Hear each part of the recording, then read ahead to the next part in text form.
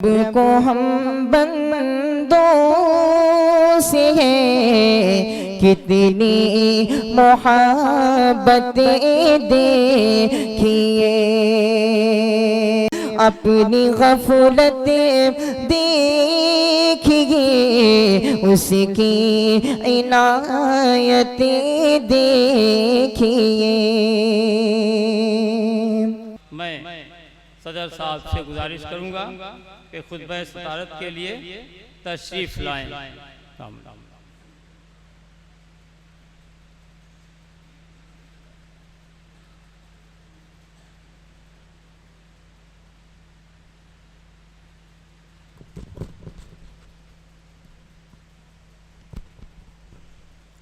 अस्सलामु अलैकुम वरहमतुल्लाहि वबरकातुहू। इन्नल हम्दलिल्लाहि नहमदुहु व नस्तईनुहु व नस्तगफिरुहु व नऊज़ु बिल्लाहि मिन शुरूरि अनफुसिना व मिन सय्यिआति अमालिना। मन यहदिहिल्लाहु फला मुदिल्ल लहु व मन युद्लिल फला हादिय लहु। व अशहदु अल्ला इलाहा इल्लल्लाहु वहदहु ला शरीका लहु व अशहदु अन्ना मुहम्मदन अब्दुहु व रसूलुहु। या अय्युहल्लज़ीना आमनुत्तक़ुल्लाह हक़्क़ तुक़ातिही व ला तमूतुन्ना इल्ला व अंतुम मुस्लिमून। या अय्युहन्नासुत्तक़ू रब्बकुमुल्लज़ी ख़लक़कुम मिन नफ्सिन वाहिदा व ख़लक़ मिनहा ज़ौजहा व बत्थ मिनहुमा रिजालन कसीरन व निसाअ वत्तक़ुल्लाहल्लज़ी तसाअलून बिही वल अर्हाम इन्नल्लाह कान अलैकुम रकीबा। या अय्युहल्लज़ीना आमनुत्तक़ुल्लाह व क़ूलू क़ौलन सदीदा युस्लिह लकुम अमालकुम व यग़फिर लकुम ज़ुनूबकुम व मन युतिइल्लाह व रसूलहु फ़क़द फ़ाज़ फ़ौज़न अज़ीमा।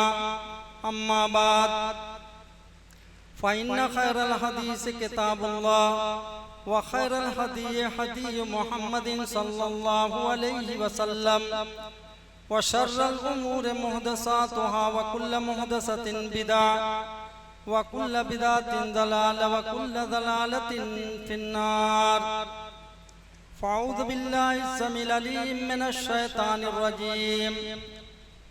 या अय्युहल्लज़ीना आमनू इन तंसुरुल्लाह यंसुरुकुम व युसब्बित अक़दामकुम।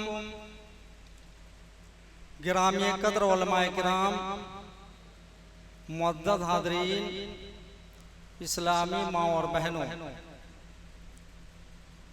इधर अंदर जगह है अभी, इसलिए इधर के लोग और आगे हो जाएं ताकि पीछे के लोग भी अंदर आ जाएं। ये जगह खाली पड़ी हुई है, ऐसा नहीं है कि ये कुछ खास लोगों के लिए है। ये प्रोग्राम जो यहाँ पे मुनक्किद किया गया है, ये किताब व सुन्नत के पैगाम को आम करने और किताब व सुन्नत की तालीमात से हमको और आपको रूसरास कराने के लिए। इस किस्म के प्रोग्राम की अहमियत बहुत ज़्यादा है, लेकिन इस किस्म के प्रोग्राम की इस्लाह की भी ज़रूरत है। इतना लंबा प्रोग्राम न रखा जाए कि जो लोग फजर की नमाज पाबंदी से पढ़ते हों उनकी भी फजर की नमाज गायब हो जाए। कुरान और हदीस की इतनी बातें लोगों को न बताई जाएं कि सब लोगों के जहनों से तमाम बातें गायब हो जाएं और निकल जाएं, बल्कि मुख्तसर प्रोग्राम रखा जाए और किताब व सुन्नत की बातों को निहायत अच्छे अंदाज में और मुख्तसर वक्त में लोगों के सामने पेश की जाए, जो मुफीद और कारामद हो। मस्जिद के अंदर ये प्रोग्राम रखा गया है, लेकिन यकीन के साथ मैं कहता हूं कि कुछ लोग ऐसे इस मस्जिद के अंदर हैं जिन्होंने फर्द इशा की नमाज नहीं पढ़ी है। ईशा की नमाज ये फर्ज ऐन है, इसका छोड़ना और इसका तर्क करना संगीन जुर्म है। ये अल्लाह रब्बुल आलमीन से बगावत और शरकती की अलामत है। इस प्रोग्राम के अंदर हाजिर होना हर एक के लिए वाजिब और जरूरी नहीं है। अगर आप आए हो तो काबिले मुबारकबाद हो और अजर सवाब के मुस्तहिक बनोगे, अल्लाह रब्बुल आलमीन की रहमत के हकदार बनोगे। अल्लाह के फरिश्ते जो इस मजलिस को घेरे हुए हैं उसके फजीलत के आप मिस्ताक हो गए। लेकिन कम से कम अपने नफ्स का जायजा लेना चाहिए। जो लोग नमाज नहीं पढ़े हैं और मस्जिद के अंदर आए हैं, इस प्रोग्राम में शरीक हुए हैं, अगर उनका नफ्स उनको मलामत नहीं कर रहा है तो उनका दिल ईमान से खाली है। अगर उसके इस अमल पर उनका नफ्स खुद उनको मलामत कर रहा है और ये कह रहा है उनसे कि आपने ये काम ठीक नहीं किया है, तो ये ईमान की अलामत है, ईमान की ये पहचान है और उस दिल के अंदर ईमान की रमक बाकी है। और उसका नफ्स अगर उसे मलामत नहीं कर रहा है तो उसका दिल ईमान से खाली है। ईमान वो जौहर है, ईमान वो कीमती शय है कि जिस दिल के अंदर ईमान की मोहब्बत बस जाए, फिर दुनिया की कोई ताकत उसको अमल से रोक नहीं सकती। जिसके दिल के अंदर ईमान जितना ज्यादा मजबूत और मुस्तहकम होगा, अमली जिंदगी उसकी उतनी ही बेहतर होगी और अच्छी होगी। अभी आप हाफिज रेहान साहब के जरिए अजाब के असबाब को सुन रहे थे कि अल्लाह रब्बुल आलमीन का के अजाब के असबाब क्या हैं। मैं आपके सामने ये बयान करूंगा कि अल्लाह रब्बुल आलमीन के मदद और नुसरत के असबाब क्या हैं। अल्लाह रब्बुल आलमीन की मदद किन लोगों पे आती है और अल्लाह रब्बुल आलमीन किन लोगों की मदद फरमाता है। जो आयत करीमा मैंने पढ़ी है, उस आयत के अंदर सूरह मोहम्मद की आयत है, या अय्युहल्लज़ीना आमनू इन तंसुरुल्लाह यंसुरुकुम। ऐ ईमान वालो, अगर तुम लोग अल्लाह की मदद करोगे तो अल्लाह तुम्हारी मदद करेगा। वयुसब्बित अक़दामकुम, और तुम्हारे कदमों को मैदान जंग के अंदर जमा देगा। तुम्हारे कदमों को मैदान जंग के अंदर दुश्मन के मुकाबले में तुम्हारे कदमों को जमा देगा। इस आयत पाक के अंदर अल्लाह रब्बुल आलमीन क्या कह रहा है कि ऐ ईमान वालों, अगर तुम लोग अल्लाह की मदद करोगे। अल्लाह ताला की मदद का मतलब क्या है? अल्लाह ताला हमारी मदद का मोहताज है। अल्लाह रब्बुल आलमीन तो तमाम लोगों का मुरब्बी और पालनहार है, सबका मुईन व मददगार है। पूरी दुनिया का निजाम उसी से चल रहा है। कायनात के चप्पे चप्पे पर उसकी हुक्मरानी है। तो अल्लाह ताला हमारी और आपकी मदद का मोहताज है, नऊज़ बिल्लाह मोहताज नहीं है। अल्लाह की मदद का मतलब क्या है? अल्लाह के दीन की मदद, किताब व सुन्नत की मदद, नबी करीम सल्लल्लाहु अलैहि वसल्लम और अल्लाह तबारक ताला ने जो फरमुदात हमको बताए हैं, उसको उस पैगाम को दूसरों तक पहुंचाना, दीन की हिफाजत करना और दीन के पैगाम को लोगों तक पहुंचाना, दीन के अहकाम की नशर व इशाअत करना, दीन को गालिब करना। अगर दीन को हम गालिब करेंगे, दीन कैसे गालिब होगा? हम और आप अपने शब रोज को, अपनी जिंदगी के अय्याम को किताबो सुन्नत के मुताबिक गुजारेंगे, किताब और सुन्नत की जो तालीमात हैं उसके मुताबिक अगर हम अपने आप को रखेंगे तो दीन को गलबा हासिल होगा। सहाबे किराम रिजवानुल्लाह अलैहि मजमईन और कुरूने उला के मुसलमानों ने उनकी एक शानदार तारीख रही है। वो अल्लाह के हो गए, अल्लाह उनका हो गया। उन लोगों ने अल्लाह के दीन को गालिब किया, अल्लाह रब्बुल आलमीन ने उनको गलबा अता फरमाया दुनिया के अंदर। तो इससे ये पता चलता है कि अगर दीन को हम, दीन के अहकाम व फरामीन को लोगों तक पहुंचाएंगे तो ऐसी सूरत में दीन की मदद होगी, और दीन की मदद जब होगी तो अल्लाह रब्बुल आलमीन हमारी मदद फरमाएगा। और ये प्रोग्राम जो मुनक्किद हुआ है उसी की एक कड़ी है। इस किस्म के प्रोग्राम का मकसद यही होता है कि दीन के अहकाम व फरामीन से लोगों को रुसनास कराया जाए, बताया जाए, और बगावत और सरकशी के रास्ते से, शैतान के रास्ते से रोका जाए। सूरह हज के अंदर अल्लाह रब्बुल आलमीन बयान फरमाता है, लयंसुरन्नल्लाह मन यंसुरुहु, अल्लाह रब्बुल आलमीन की जो मदद करेगा अल्लाह रब्बुल आलमीन जरूर उसकी मदद करेगा। इन्नल्लाह लक़वियुन अज़ीज़, यकीनन अल्लाह तबारक तआला बड़ा ताकतवर है, जबरदस्त गलबे वाला है। और उसके उसी के अंदर फरमाता है अल्लज़ीना इन मक्कन्नाहुम फिल अर्ज़,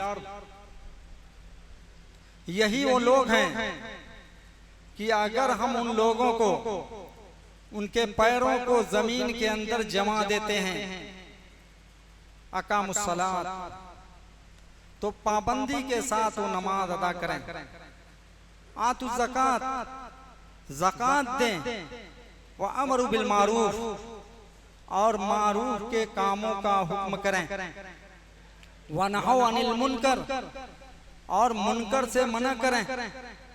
चार चीजों का अल्लाह रब्बुल आलमीन ने यहाँ जिक्र फरमाया है।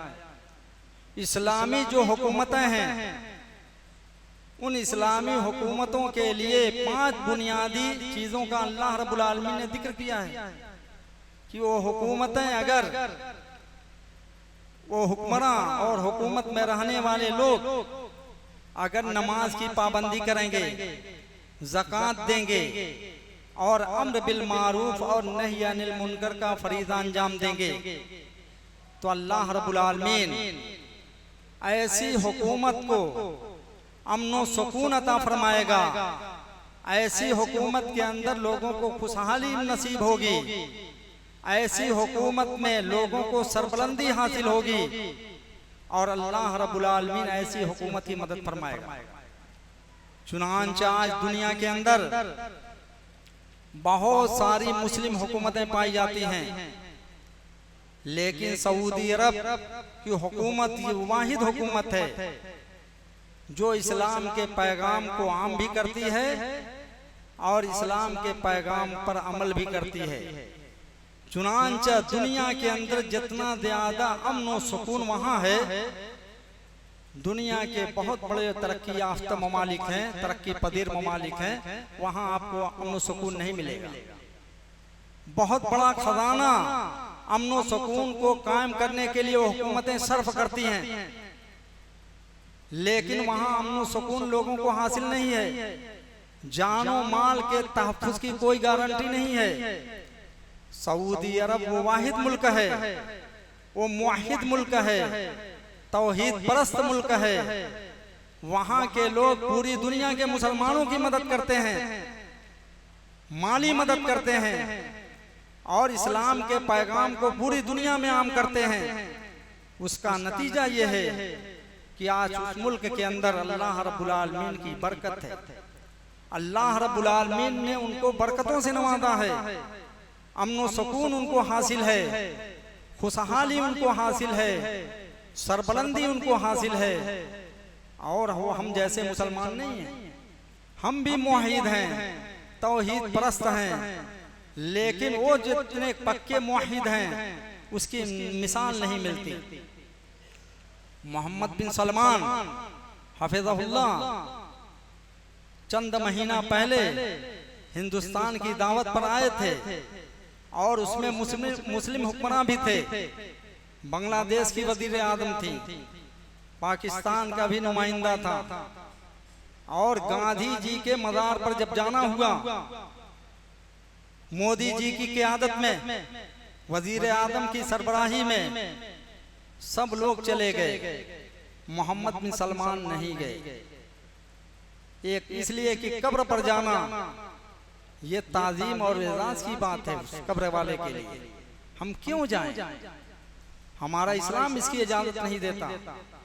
जबकि मुल्क की दावत पर आए थे, एक बड़े मुल्क में सऊदी अरब के नुमाइंदा बन करके आए थे, तो तौहीद परस्त बनिए, पक्के सच्चे मुवहिद बनिए, अपने ईमान को मजबूत कीजिए, अमली जिंदगी के अंदर मुस्बत तब्दीली लाइए, अल्लाह रब्बुल आलमीन की मदद आएगी।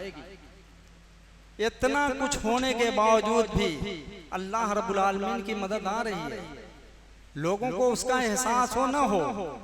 अमेरिका में कुछ महीने पहले जबरदस्त आग लगी जंगल के अंदर, फिर उस जंगल से आग आबादी के अंदर चली गई, जबरदस्त खसारा और नुकसान हुआ। अमेरिका जैसी सुपर पावर हुकूमत को घुटने टेकने पड़े। अल्लाह रब्बुल आलमीन के कहर और अज़ाब के सामने उनको दुहाई देनी पड़ी, माफी मांगनी पड़ी। दुनिया वालों से उन्होंने मदद तलब किया। अभी हाल ही में इस्राइल, जिन्होंने फलस्तीनी मुसलमानों के ऊपर जुल्म और ज़्यादती की इंतहा की है, छोटे छोटे बच्चों को बमों के जरिए और बंदूकों के जरिए मारा है, शहीद किया है, और उनके ऊपर जुल्म की इंतहा कर दी है। लेकिन ये भी जान लो, जुल्म की जिंदगी लंबी नहीं होती, कम अगरचे होती है, लेकिन जुल्म का सहना और जुल्म को बर्दाश्त करना और सब्र और तहम्मुल का मुजाहरा करना, दीन पर कायम और दायम रहना, ये बड़े मुशक्कत वाला अमल है, बड़े मुशक्कत वाला अमल है। चुनांचे अल्लाह रब्बुल आलमीन ने उसके ऊपर भी अपना अज़ाब नादिल फरमाया आग की शक्ल में।